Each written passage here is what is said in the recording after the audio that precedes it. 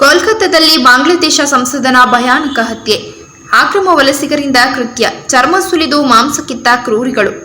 ಬಾಂಗ್ಲಾದೇಶದಿಂದ ವೈದ್ಯಕೀಯ ಚಿಕಿತ್ಸೆ ಸಲುವಾಗಿ ಬಂದು ಕೋಲ್ಕತ್ತಾದಲ್ಲಿ ಭಯಾನಕ ರೀತಿಯಲ್ಲಿ ಹತ್ಯೆಯಾಗಿರುವ ಸಂಸದ್ ಅನ್ವರ್ ಅಜೀಂ ಅನರ್ ಅವರ ಪ್ರಕರಣದಲ್ಲಿ ಆಘಾತಕಾರಿ ಅಂಶಗಳು ಬೆಳಕಿಗೆ ಬಂದಿದೆ. ಅನ್ವರುಲ್ ಅವರ ದೇಹವನ್ನು ಅಪಾರ್ಟ್ಮೆಂಟ್ನಲ್ಲಿ ತುಂಡು ತುಂಡಾಗಿ ಕತ್ತರಿಸಿ ಚರ್ಮ ಸುಲಿಯಲಾಗಿತ್ತು.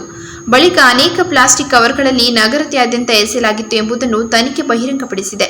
ಇನ್ನು ಗಮನಿಸಬೇಕಾದ ಸಂಗತಿ ಎಂದರೆ ಬಾಂಗ್ಲಾದೇಶದಿಂದ ವಲಸೆ ಬಂದವರೇ ಈ ಕೃತ್ಯ ಎಸಗಿದ್ದಾರೆಂದು ಮೂಲಗಳು ತಿಳಿಸಿವೆ. ಬಾಂಗ್ಲಾದೇಶದ ಅಕ್ರಮ ವಲಸಿಗ ಜಿಹಾದ್ ಹವಾಲ್ದಾರ್ ಎಂಬಾತನನ್ನು ಬಂಧಿಸಿದ ಬಳಿಕ ಪಶ್ಚಿಮ ಬಂಗಾಳ ಸಿಐಡಿ ಪೊಲೀಸರು ಪ್ರಕರಣಕ್ಕೆ ಸಂಬಂಧಿಸಿದಂತೆ ಮಹತ್ವದ ಯಶ ಕಂಡಿದ್ದಾರೆ.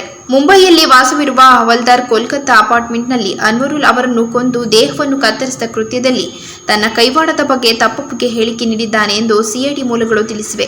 ಈ ಭಯಾನಕ ಕೃತ್ಯವನ್ನು ಹೇಗೆ ವ್ಯವಸ್ಥಿತವಾಗಿ ರೂಪಿಸಿ ಜಾರಿಗೊಳಿಸಲಾಗಿದೆ ಎಂಬ ಬಗ್ಗೆ ಆಘಾತಕಾರಿ ಮಾಹಿತಿ ಹೊರಬಂದಿದೆ. ಬಾಂಗ್ಲಾದೇಶದ ಮೂಲಕ ಅಮೆರಿಕದ ಪ್ರಜೆ ಅಖ್ತರುಜ್ಜಮಾನ್ ಈ ಹತ್ಯೆಯ ಮಾಸ್ಟರ್ ಮೈಂಡ್ ಎಂದು ಹವಾಲ್ದಾರ್ ಬಹಿರಂಗಪಡಿಸಿದ್ದಾನೆ. ಅಖ್ತರುಜ್ಜಮಾನ್ ಆದೇಶದಂತೆ 4 ಮಂದಿ ಇತರ ಬಾಂಗ್ಲಾದೇಶ ಪ್ರಜೆಗಳ ಜೊತೆ ಸೇರಿ ಸಂಸದನನ್ನು ಕೊಂದಿರುವುದಾಗಿ ಹವಾಲ್ದಾರ್ ತಿಳಿಸಿದ್ದಾನೆ. ಭಾರತೀಯ ಗಗನಯಾತ್ರಿಯನ್ನು ಅಂತಾರಾಷ್ಟ್ರೀಯ ಬಾಹ್ಯಾಕಾಶ ನಿಲ್ದಾಣಕ್ಕೆ ರವಾನಿಸಲು ಅಮೆರಿಕದ ಪ್ರತಿಷ್ಠಿತ ಬಾಹ್ಯಾಕಾಶ ಸಂಸ್ಥೆ ನಾಸಾ ಸಿದ್ಧತೆ ನಡೆಸಿದೆ. 2024ರ ವರ್ಷಾಂತ್ಯಕ್ಕೆ ಭಾರತದ ಗಗನಯಾತ್ರಿ ನಾಸಾದ ಬಾಹ್ಯಾಕಾಶ ನೌಕೆ ಈ ಮೂಲಕ ಬಾಹ್ಯಾಕಾಶ ನಿಲ್ದಾಣ ತಲುಪಲಿದ್ದಾರೆ ಎಂದು ಭಾರತದಲ್ಲಿ ಇರುವ ಅಮೆರಿಕದ ರಾಯಭಾರಿ ಎರಿಕ್ ಗ್ರಾಸೆಟ್ಟಿ ಮಾಹಿತಿ ನೀಡಿದ್ದಾರೆ. ಭಾರತದ ಬಾಹ್ಯಾಕಾಶ ಸಂಸ್ಥೆ ಇಸ್ರೋ ಹಾಗೂ ಅಮೆರಿಕದ ಬಾಹ್ಯಾಕಾಶ ಸಂಸ್ಥೆ ನಾಸಾ 2 ಜಂಟಿಯಾಗಿ ನಿಸಾರ್ ಎಂಬ ಯೋಜನೆ ರೂಪಿಸಿವೆ. ಈ ಯೋಜನೆಯಡಿ ಈ ವರ್ಷಾಂತ್ಯಕ್ಕೆ ಭಾರತದ ಗಗನಯಾತ್ರಿ ಅಮೆರಿಕದ ಬಾಹ್ಯಾಕಾಶ ವಾಹನದಲ್ಲಿ ಅಂತಾರಾಷ್ಟ್ರೀಯ ಬಾಹ್ಯಾಕಾಶ ನಿಲ್ದಾಣ ತಲುಪಲಿದ್ದಾರೆ ಎಂದು ಎರಿಕ್ ಗ್ರಾಸೆಟ್ಟಿ ವಿವರಿಸಿದ್ದಾರೆ. 2023ರಲ್ಲಿ ಭಾರತದ ಪ್ರಧಾನಿ ಮೋದಿ ಅವರು ಅಮೆರಿಕಗೆ ಭೇಟಿ ನೀಡಿದ್ದ ವೇಳೆ ನಾವು ಅವರಿಗೆ ಭರವಸೆ ನೀಡಿದ್ದೆವು. ಆ ಪ್ರಕಾರವಾಗಿ 2024ರ ಅಂತ್ಯದ ಒಳಗೆ ನಾವು ಭಾರತದ ಗಗನಯಾತ್ರಿಯನ್ನು ಅಂತಾರಾಷ್ಟ್ರೀಯ ಬಾಹ್ಯಾಕಾಶ ನಿಲ್ದಾಣಕ್ಕೆ ಕಳಿಸುತ್ತೇವೆ. ನಾವು ನಮ್ಮ ಮಾತನ್ನು ಉಳಿಸಿಕೊಳ್ಳುತ್ತೇವೆ. ಈ ಯೋಜನೆ ಇನ್ನೂ ಪ್ರಗತಿಯಲ್ಲಿದೆ. ನಾವು ಈ ವರ್ಷವೇ ರವಾನಿಸಬಲ್ಲೆವು ಎಂದು ಎರಿಕ್ ಗ್ರಾಸೆಟ್ಟಿ ಹೇಳಿದ್ದಾರೆ. ಭಾರತದ ಪ್ರಾಕೃತಿಕ ಸಂಪತ್ತು, ಹವಾಮಾನ ಬದಲಾವಣೆ, ಅರಣ್ಯ ಸಂಪತ್ತು ಹಾಗೂ ಜಲ ಸಮೃದ್ಧಿ ಪ್ರದೇಶಗಳ ಸರ್ವೇಕ್ಷಣೆಗೆ ಈ ಯೋಜನೆ ಬಲ ತುಂಬಲಿದೆ. ಇದಕ್ಕಾಗಿ ಅಮೆರಿಕ ಹಾಗೂ ಭಾರತ ಜಂಟಿಯಾಗಿ ಉಪಗ್ರಹಗಳನ್ನು ರೂಪಿಸಿ ಕಕ್ಷೆಗೆ ರವಾನಿಸಲಿವೆ. ಶಿಕ್ಷಣ ಮತ್ತು ಸಾಕ್ಷರತಾ ಇಲಾಖೆ ಕರ್ನಾಟಕದ 17,000ಕ್ಕೂ ಹೆಚ್ಚು ಅಧಿಕೃತ ಖಾಸಗಿ ಶಾಲೆಗಳ ಪಟ್ಟಿಯನ್ನು ಬಿಡುಗಡೆ ಮಾಡಿದೆ. ಈ ಪಟ್ಟಿ ಬಿಡುಗಡೆಯ ನಂತರ ಪೋಷಕರು ಕೂಡ ಗೊಂದಲಕ್ಕೆ ಈಡಾಗುವಂತಾಗಿದೆ. ಯಾಕೆಂದರೆ ಸರ್ಕಾರದ ಒಪ್ಪಿಗೆ ಇಲ್ಲದೆ ನಡೆಸುತ್ತಿರುವ ಶಾಲೆಗಳಿಗೆ ದಾಖಲಾದ ವಿದ್ಯಾರ್ಥಿಗಳ ಭವಿಷ್ಯದ ಬಗ್ಗೆ ಪೋಷಕರು ಆತಂಕ ವ್ಯಕ್ತಪಡಿಸಿದ್ದಾರೆ. ಡಿಎಸ್ಸಿ ಎನ್ಲ ವೆಬ್ಸೈಟ್ನಲ್ಲಿ ಅಪ್ಲೋಡ್ ಮಾಡಲಾದ ಪಟ್ಟಿಯಲ್ಲಿ ಜಿಲ್ಲಾವಾರು ಶಾಲೆಗಳ ಹೆಸರನ್ನು ನೀಡಲಾಗಿದೆ. ಅದರ ಅಡಿಯಲ್ಲಿ ಒಬ್ಬರ ಬ್ಲಾಕ್ ಅನ್ನು ಆಯ್ಕೆ ಮಾಡಿಕೊಳ್ಳಬೇಕು. ಇಲ್ಲಿ ತಮ್ಮ ಮಗುವಿನ ಶಾಲೆ ಅಧಿಕೃತವಾಗಿದೆಯೇ ಎಂದು ನೋಡಲು ಪಟ್ಟಿ ಮಾಡಲಾದ ಹೆಸರುಗಳ ಸರಣಿಯಲ್ಲಿ ನೋಡಬೇಕು. ಈ ಶಾಲೆಗೆ ಅನುಮತಿ ನೀಡಿದ ಅವಧಿಯನ್ನು ಕೂಡ ಪರಿಶೀಲಿಸಬಹುದು. ಇಲ್ಲಿ ಶಾಲೆಯ ನೀಡಬಹುದಾದ ಬೋರ್ಡ್ಗಳು ಮತ್ತು ತರಗತಿಗಳನ್ನು ಸಹ ಉಲ್ಲೇಖಿಸುತ್ತದೆ. ಬೆಂಗಳೂರು ಒಂದರಲ್ಲಿ 3064 ಶಾಲೆಗಳು ಅನುಮೋದನೆ ಪಡೆದಿದೆ. ಈ ಪೈಕಿ ಬೆಂಗಳೂರು ದಕ್ಷಿಣ 1312, ಉತ್ತರ 1302 ಮತ್ತು ಗ್ರಾಮಾಂತರ 449ಗಳಲ್ಲಿ ಅಧಿಕೃತ ಶಾಲೆಗಳಿವೆ. ಇನ್ನು ಎಷ್ಟು ಶಾಲೆಗಳು ಅನುಮತಿ ಇಲ್ಲದೆ ನಡೆಯುತ್ತಿದೆ ಎನ್ನುವುದರ ಬಗ್ಗೆ ನಿಖರ ಮಾಹಿತಿಯನ್ನು ಇಲಾಖೆ ಅಧಿಕಾರಿಗಳು ನೀಡಿಲ್ಲ. ಈ ಬಗ್ಗೆ ಮಾತನಾಡಿದ ಡಿಎಸ್ಸಿ ಎನ್ಲ ಪ್ರಧಾನಿ ಕಾರ್ಯದರ್ಶಿ ರಾಕೇಶ್ ಕುಮಾರ್ ಸಿಂಗ್, ನಾವು ಅನಧಿಕೃತ ಶಾಲೆಯ ಪಟ್ಟಿಯನ್ನು ನೀಡುತ್ತಿಲ್ಲ. ಅಧಿಕೃತ ಶಾಲೆಗಳ ಪಟ್ಟಿ ನೋಡುವ ಮೂಲಕ ಪೋಷಕರಿಗೆ ಅವರ ಮಕ್ಕಳು ಓದುತ್ತಿರುವ ಶಾಲೆ ಅಧಿಕೃತವೇ ಅನಧಿಕೃತವೇ ಎನ್ನುವುದು ತಿಳಿಯಲಿದೆ ಎಂದಿದ್ದಾರೆ. ಅಲ್ಲದೆ ಈ ಪಟ್ಟಿಯನ್ನು ಪರಿಶೀಲಿಸುವ ಮೂಲಕ ಪೋಷಕರು ಎಚ್ಚೆತ್ತುಕೊಳ್ಳಬೇಕು ಎಂದಿದ್ದಾರೆ. ಶುದ್ಧ ಕುಡಿಯುವ ನೀರು, ರಸ್ತೆ ಗುಂಡಿ ಸಮಸ್ಯೆ ಸೇರಿದಂತೆ ಬೆಂಗಳೂರಿನ ಪ್ರಮುಖ ಮೂಲಸೌಕರ್ಯ ಸಮಸ್ಯೆಗಳ ನಿವಾರಣೆಗೆ 5 ಅಂಶಗಳ ಕಾರ್ಯಕ್ರಮ ರೂಪಿಸಲಾಗಿದೆ ಎಂದು ಮುಖ್ಯಮಂತ್ರಿ ಡಿಕೆ ಶಿವಕುಮಾರ್ ಅವರು ತಿಳಿಸಿದರು.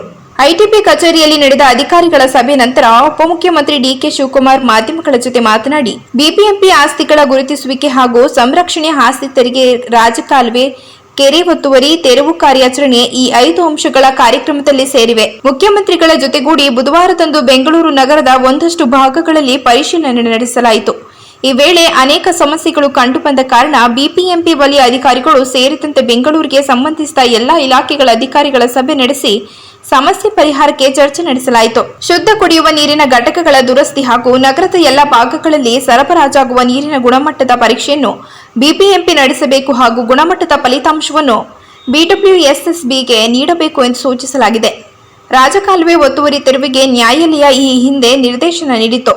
ಅದರಂತೆ 2016-17ರಲ್ಲಿ 2626 ಒತ್ತುವರಿಗಳನ್ನು ಗುರುತಿಸಲಾಗಿತ್ತು. 2022-23ರ ಹೊತ್ತಿಗೆ 556 ಒತ್ತುವರಿಗಳನ್ನು ತೆರವು ಮಾಡಲಾಯಿತು. ಈಗ 1136 ಹೊಸದಾಗಿ ಒತ್ತುವರಿಗಳನ್ನು ಗುರುತಿಸಲಾಗಿದ್ದು ಒಟ್ಟು 4316 ಒತ್ತುವರಿಗಳನ್ನು ಗುರುತಿಸಲಾಗಿದೆ. ಸ್ಯಾಟಲೈಟ್, ಗೂಗಲ್ ಇಮೇಜ್ ಮತ್ತು ಸರ್ವೆ ಇಲಾಖೆ ಈ ಒತ್ತುವರಿ ಮಾಹಿತಿ ಸಂಗ್ರಹಿಸಿದೆ. ಬಿಎಂಟಿಎಫ್ಗೆ ಕಾನೂನಾತ್ಮಕವಾಗಿ ಮತ್ತು ಎಲ್ಲಾ ರೀತಿಯ ಬೆಂಬಲ ನೀಡಬೇಕು ಎಂದು ಮಾರ್ಗದರ್ಶನ ನೀಡಲಾಗಿದೆ ಎಂದರು. ಅಂತ್ಯ ಸಂಸ್ಕಾರಕ್ಕೆ ಸಿದ್ಧತೆ ನಡೆಸುತ್ತಿದ್ದ ಸಂದರ್ಭದಲ್ಲಿ ಮಗುವೊಂದು ಕೆಮ್ಮುವ ಮೂಲಕ ಅಚ್ಚರಿ ಮೂಡಿಸಿದ ಘಟನೆ ಬಾಗಲಕೋಟೆ ಜಿಲ್ಲೆಯ ಇಲಿಕಲ್ ನಗರದಲ್ಲಿ ನಡೆದಿದೆ. ಬಸವರಾಜ ಭಜಂತ್ರಿ ಹಾಗೂ ನೀಲಮ್ಮ ದಂಪತಿಯ 13 ತಿಂಗಳ ದ್ಯಾಮಣ್ಣ ಭಜಂತ್ರಿ ಬದುಕಿದ ಮಗು ಉಸಿರಾಟ ತೊಂದರೆ ಸೇರಿದಂತೆ ಬಹು ಅಂಗಾಂಗ ವೈಫಲ್ಯದಿಂದ ಬಳಲುತ್ತಿದ್ದ ಮಗುವನ್ನು ಕಳೆದ 4-5 ದಿನಗಳ ಹಿಂದೆ ಬಾಗಲಕೋಟೆ ಖಾಸಗಿ ಆಸ್ಪತ್ರೆಗೆ ದಾಖಲಿಸಲಾಗಿತ್ತು. ವೈದ್ಯರ ಮಗು ಬದುಕುವುದು ಕಷ್ಟ ಎಂದು ಹೇಳಿದ್ದರು. ಹೀಗಾಗಿ ವಾಪಸ್ ವಾಹನದಲ್ಲಿ ಬರುವಾಗ ಮಗುವಿಗೆ ಪ್ರಜ್ಞೆ ತಪ್ಪಿದ ಮಗು ಮೃತಪಟ್ಟಿದೆ ಎಂದು ಭಾವಿಸಿ ಪೋಷಕರು ಸಂಬಂಧಿಕರಿಗೆ ಸಾವಿನ ಸುದ್ದಿ ಮುಟ್ಟಿಸಿದ್ದರು. ಅದರಂತೆ ಸಂಬಂಧಿಕರು ಅಂತ್ಯ ಸಂಸ್ಕಾರಕ್ಕೆ ಅಂತ ಬಂದಿದ್ದು ಸಿದ್ಧತೆ ನಡೆಸುತ್ತಿದ್ದ ಸಂದರ್ಭದಲ್ಲಿ ಮಗು ಕೆಮ್ಮಿದೆ. ಈ ವೇಳೆ ಮಗು ಬದುಕಿದೆ ಎಂದು ಪೋಷಕರು ನಿಟ್ಟುಸಿರು ಬಿಟ್ಟರೆ, ಇತ್ತ ಅಂತ್ಯ ಸಂಸ್ಕಾರಕ್ಕೆಂದು ಬಂದವರಿಗೆ ಅಚ್ಚರಿಯಾಗಿದೆ. ಬಳಿಕ ಇದು ಮುತುರ್ಜಾ ಖಾದ್ರಿ ಪವಾಡ ಎಂದು ನಂಬಿ ಪೋಷಕರು ಮಗುವನ್ನು ದರ್ಗಾಕ್ಕೆ ಕರೆದುಕೊಂಡು ಹೋದರು. ಸದ್ಯ ಮಗುವಿಗೆ ಇಲಿಕಲ್ ಖಾಸಗಿ ಆಸ್ಪತ್ರೆಯಲ್ಲಿ ಚಿಕಿತ್ಸೆ ಮುಂದುವರೆದಿದೆ.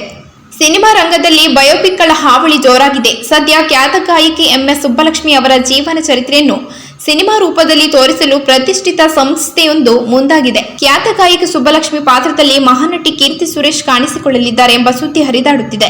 ಹಾಗಾಗಿ ಗಾಯಕಿ MS ಸುಬ್ಬಲಕ್ಷ್ಮಿ ಬಯೋಪಿಕ್ ಮಾಡಲು ತೆರೆಮರೆಯಲ್ಲಿ ಭರ್ಜರಿ ತಯಾರಿ ನಡೆಸುತ್ತಿದೆ. ಗಾಯಕಿ ಸುಬ್ಬಲಕ್ಷ್ಮಿ ಪಾತ್ರಕ್ಕೆ ಕೀರ್ತಿ ಸುರೇಶ್ ಜೀವ ತುಂಬಲಿದ್ದಾರೆ ಎನ್ನಲಾಗಿದೆ. ಹೀಗೊಂದು ಸುದ್ದಿ ಕಾಲಿವುಡ್ ಚರ್ಚೆ ಶುರುವಾಗಿದೆ. ಆದರೆ ಚಿತ್ರದ ಬಗ್ಗೆ ಅಧಿಕೃತ ಮಾಹಿತಿ ಹೊರಬಿದ್ದಿಲ್ಲ. ತಮಿಳುನಾಡಿನ ಮಧುರೈಯಲ್ಲಿ ಮಧ್ಯಮದ ವರ್ಗದ ಕುಟುಂಬದಲ್ಲಿ ಜನಿಸಿದ ಸುಬ್ಬಲಕ್ಷ್ಮಿ ಜಗತ್ತೇ ಹೆಮ್ಮೆ ಪಡುವ ಗಾಯಕಿಯಾಗಿದ್ದು ಹೇಗೆ, ಆಕೆ ಎದುರಿಸಿದ ಸವಾಲುಗಳು ಮತ್ತು ಆಕೆಯ ಜೀವನದಲ್ಲಿ ನಡೆದ ದುರಂತ ಘಟನೆಗಳ ಹಿನ್ನೆಲೆಯಲ್ಲಿ ಚಿತ್ರ ಮೂಡಿಬರಲಿದೆ. ಸುಬ್ಬಲಕ್ಷ್ಮಿ ಪಾತ್ರಕ್ಕೆ ಕೀರ್ತಿ ಸೂಕ್ತ ಎಂದೆನಿಸಿದ ಅವರನ್ನು ಚಿತ್ರತಂಡ ಸಂಪರ್ಕಿಸಿದೆ ಎನ್ನಲಾಗಿದೆ. ಅಧಿಕೃತ ಮಾಹಿತಿಗಾಗಿ ಕಾದು ನೋಡಬೇಕಿದೆ. ಸೌತ್ ನಟಿ ಕೀರ್ತಿ ಸುರೇಶ್ ಯಾವುದೇ ಪಾತ್ರ ಕೊಟ್ಟರೂ ಆ ಪಾತ್ರವೇ ತಾವಾಗಿ ನಟಿಸುವ ಪ್ರತಿಭಾನ್ವಿತ ನಟಿ. ಅದಕ್ಕೆ ತಾಜಾ ಉದಾಹರಣೆ ಎಂದರೆ ಮಹಾನಟಿ ಸಿನಿಮಾ ಎಂದರೆ ತಪ್ಪಾಗಲಾರದು.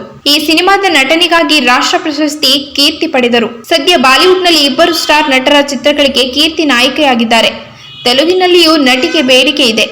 ಹಾಸನ ಜೆಡಿಎಸ್ ಸಂಸದ ಪ್ರಜ್ವಲ್ ರೇವಣ್ಣ ವಿರುದ್ಧ ಅಶ್ಲೀಲ ವಿಡಿಯೋ ಮತ್ತು ಲೈಂಗಿಕ ದೌರ್ಜನ್ಯ ಆರೋಪ ಪ್ರಕರಣ ಬಗೆದಷ್ಟು ಹೊರಬರುತ್ತಿದೆ. ಪ್ರಕರಣ ಸಂಬಂಧ ಸಂತ್ರಸ್ತೆಯರು ದೂರು ನೀಡಲು ಎಸ್ಐಟಿ ಆರಂಭಿಸಿದ ಸಹಾಯವಾಣಿ ಇವರಿಗೆ 30ಕ್ಕೂ ಹೆಚ್ಚು ಕರೆಗಳು ಬಂದಿವೆ ಎಂಬುದು ತಿಳಿದು ಬಂದಿದೆ. ದೌರ್ಜನ್ಯ ಸಂಬಂಧ 30 ಕರೆ ಬಂದಿದೆ ಎಂದು ಎಸ್ಐಟಿ ಮಾಹಿತಿ ನೀಡಿದೆ. ಆದರೆ ಈವರೆಗೂ ಸಂತ್ರಸ್ತ ಮಹಿಳೆಯರು ದೂರು ನೀಡಿಲ್ಲ. ಹೀಗಾಗಿ ಹೆಲ್ಪ್ ಲೈನ್ ಸಂಪರ್ಕಿಸಿ ಮಾಹಿತಿ ನೀಡುವಂತೆ ಮತ್ತೊಮ್ಮೆ ಎಸ್ಐಟಿ ಮನವಿ ಮಾಡಿದೆ. 6360938947 ಸಹಾಯವಾಣಿ ಸಂಖ್ಯೆಗೆ ಸಂಪರ್ಕಿಸಿ ದೂರು ನೀಡಲು ಎಸ್ಐಟಿ ಮನವಿ ಮಾಡಿದೆ.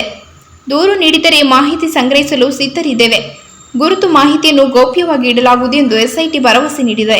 ನೇರವಾಗಿ ಅಧಿಕಾರಿಗಳನ್ನು ಸಂಪರ್ಕಿಸಿ ದೂರು ನೀಡಬಹುದು ಎಂದು ಎಸ್ಐಟಿ ಹೇಳಿದೆ. ಈಗಾಗಲೇ ಪ್ರಜ್ವಲ್ ರೇವಣ್ಣ ವಿರುದ್ಧ 3 ಪ್ರಕರಣಗಳು ದಾಖಲಾಗಿವೆ. ಹೆಲ್ಪ್ಲೈನ್ ಮೂಲಕ ದಾಖಲಾಗುವ ಹೇಳಿಕೆಗಳನ್ನು ಎಸ್ಐಟಿ ಪರಿಗಣಿಸುತ್ತಿದೆ. ಜೆಡಿಎಸ್ ಶಾಸಕ HD ರೇವಣ್ಣ ವಿರುದ್ಧ ಮಹಿಳೆ ಕಿಡ್ನಾಪ್ ಪ್ರಕರಣಕ್ಕೆ ಸಂಬಂಧಿಸಿದಂತೆ ಅವರ ಪತ್ನಿ ಭವಾನಿ ಅವರ ಕಾರು ಚಾಲಕ ಅಜಿತ್ಗೆ ಎಸ್ಐಟಿ 3ನೇ ಬಾರಿ ನೋಟಿಸ್ ನೀಡಿದೆ. ಈಗಾಗಲೇ ನೀಡಿರುವ 2 ನೋಟಿಸ್ಗೆ ಅಜಿತ್ ಕಡೆಯಿಂದ ಯಾವುದೇ ಪ್ರತಿಕ್ರಿಯೆ ಬಂದಿಲ್ಲ. ಅಜಿತ್ ವಿಚಾರಣೆ ಮಾಡಿದರೆ ಪ್ರಕರಣಕ್ಕೆ ಸ್ಫೋಟಕ ತಿರುವು ದೊರೆಯುವ ಸಾಧ್ಯತೆ ಇದೆ ಎನ್ನಲಾಗುತ್ತಿದೆ. ಸಂತ್ರಸ್ತೆ ವಶಕ್ಕೆ ಪಡೆಯುವ ಮುನ್ನ ವಿಡಿಯೋ ಮಾಡಿರುವ ಬಗ್ಗೆ ಮಾಹಿತಿ ಲಭ್ಯವಾಗಿದೆ. ಸಂತ್ರಸ್ತೆ ವಿಡಿಯೋ ವೈರಲ್ ಮಾಡಿದ್ದು ಅಜಿತ್ ಎಂಬ ಬಗ್ಗೆ ತನಿಖೆ ನಡೆಯುತ್ತಿದೆ. ಈ ಬಗ್ಗೆ ವಿಚಾರಣೆಗೆ ಹಾಜರಾಗುವಂತೆ ಅಜಿತ್ಗೆ ನೋಟಿಸ್ ನೀಡಲಾಗಿದೆ. ಅಂಗಾಂಗ ಕಳ್ಳ ಸಾಗಣೆ ದಂಧೆಯ ಶಂಕಿತ ಸದಸ್ಯ ತಿಶೂರ್ ವಲ್ಲಪ್ಪ ಜಡ್ನ ಸಬೀತ್ ನಾಸಿರ್ನನ್ನು ಭಾನುವಾರ ಕೊಚ್ಚಿ ವಿಮಾನ ನಿಲ್ದಾಣದಿಂದ ಬಂಧಿಸಲಾಗಿತ್ತು.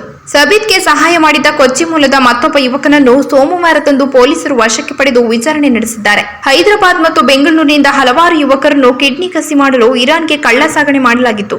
ಕೇರಳದ ಸಂಪರ್ಕ ಹೊಂದಿರುವ ಅಂತಾರಾಷ್ಟ್ರೀಯ ಮಟ್ಟದಲ್ಲಿ ಅಂಗಾಂಗಗಳ ಕಳ್ಳ ಸಾಗಾಣಿಕೆ ದಂಧೆಯನ್ನು ಪೊಲೀಸರು ಭೇದಿಸಿದ್ದಾರೆ. ಕಳೆದ 2 ದಿನಗಳಿಂದ ತಿಶೂರ್ ಮೂಲದ ವ್ಯಕ್ತಿಯ ಬಂಧನ ಮತ್ತು ಮತ್ತೊಬ್ಬನ ಕೊಚ್ಚಿಯಲ್ಲಿ ಬಂಧಿಸಿದ ನಂತರ ಆಘಾತಕಾರಿ ಸಂಗತಿಗಳು ಬಹಿರಂಗಗೊಂಡಿವೆ. ಈ ದಂಧೆಯು ಆರ್ಥಿಕವಾಗಿ ದುರ್ಬಲ ವರ್ಗದ ಜನರಲ್ಲಿ ವಿದೇಶದಲ್ಲಿ ಅಂಗಾಂಗಗಳನ್ನು ದಾನ ಮಾಡಲು ಆಮಿಷವೊಡ್ಡಿ ಬಲೆಗೆ ಬೀಳಿಸಲಾಗಿದೆ ಎಂದು ನಂಬಲಾಗಿದೆ. ಬಂಧಿತ ವ್ಯಕ್ತಿಯ ಹೇಳಿಕೆಗಳ ಪ್ರಕಾರ ಅಂಗಾಂಗ ದಾನಕ್ಕಾಗಿ ಇರಾನ್ಗೆ ಕರೆದೊಯ್ದು ಕೆಲವು ಜನರು ಅಲ್ಲಿ ಸಾವಿಗೀಡಾಗಿದ್ದಾರೆ.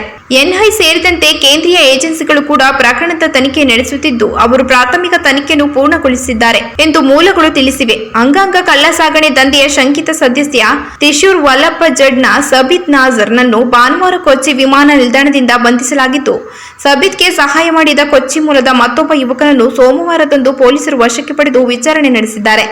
ಫಾಫ್ ಡುಪ್ಲೆಸಿಸ್ ನಾಯಕತ್ವದ ರಾಯಲ್ ಚಾಲೆಂಜರ್ಸ್ ಬ್ಯಾಂಗ್ಳೂರು IPL 2024ರಲ್ಲಿ ಅದ್ಭುತ ಪ್ರದರ್ಶನ ನೀಡಿತ್ತು. ಇದೀಗ ಯಶ್ ತಂದೆ ಚೆನ್ನೈ ವಿರುದ್ಧದ ಈ ದೊಡ್ಡ ಗೆಲುವಿನ ನಂತರ ಇಡೀ ತಂಡ ಬೆಳಗಿನ ಜಾವ 5 ಗಂಟೆಯವರೆಗೂ ಪಾರ್ಟಿ ಮಾಡಿದೆ ಎಂದು ಬಹಿರಂಗಪಡಿಸಿದ್ದಾರೆ. ಚೆನ್ನೈ ತಂಡವನ್ನು ಸೋಲಿಸಿದ ನಂತರ ಇಡೀ ತಂಡವು ಮುಂಜಾನೆ 5 ಗಂಟೆಯವರೆಗೆ ಪಾರ್ಟಿ ಮಾಡಿದೆ ಎಂದು RCB ವೇಗದ ಬೌಲರ್ ಯಶ್ ದಯಾಳ್ ತಂದೆ ಚಂದ್ರಪಾಲ್ ದಯಾಳ್ INSಗೆ ತಿಳಿಸಿದ್ದಾರೆ. ಚೆನ್ನೈ ತಂಡವನ್ನು ಸೋಲಿಸಿದ RCB ತಂಡವು ಗೆಲುವಿನ ಸಂಭ್ರಮದಲ್ಲಿ ಮುಳುಗಿತ್ತು. ಇಡೀ ರಾತ್ರಿ ನಿದ್ದೆ ಮಾಡದೆ ಬೆಳಗಿನ ಜಾವ 5 ಗಂಟೆವರೆಗೂ ಪಾರ್ಟಿ ಮಾಡಿತ್ತು.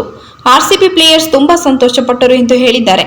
ಚೆನ್ನೈ ಸೂಪರ್ ಕಿಂಗ್ಸ್ ಅನ್ನು ಸೋಲಿಸುವ ಮೂಲಕ RCB ಪ್ಲೇ ಆಫ್ಗೆ ಅರ್ಹತೆ ಪಡೆದಿತ್ತು. ಮೇ 22ರ ರಾತ್ರಿ ಅಹಮದಾಬಾದ್ನ ನರೇಂದ್ರ ಮೋದಿ ಕ್ರಿಕೆಟ್ ಸ್ಟೇಡಿಯಂನಲ್ಲಿ ನಡೆದ ಎಲಿಮಿನೇಟರ್ ಪಂದ್ಯದಲ್ಲಿ ರಾಜಸ್ಥಾನ್ ರಾಯಲ್ಸ್ ತಂಡವನ್ನು ಎದುರಿಸಿತು. ಎಲಿಮಿನೇಟರ್ ಪಂದ್ಯವನ್ನು RR 4 ವಿಕೆಟ್ಗಳಿಂದ ಗೆದ್ದುಕೊಂಡ ಪರಿಣಾಮ RCB ಟೂರ್ನಿಯಿಂದ ಹೊರಬಿದ್ದಿತು.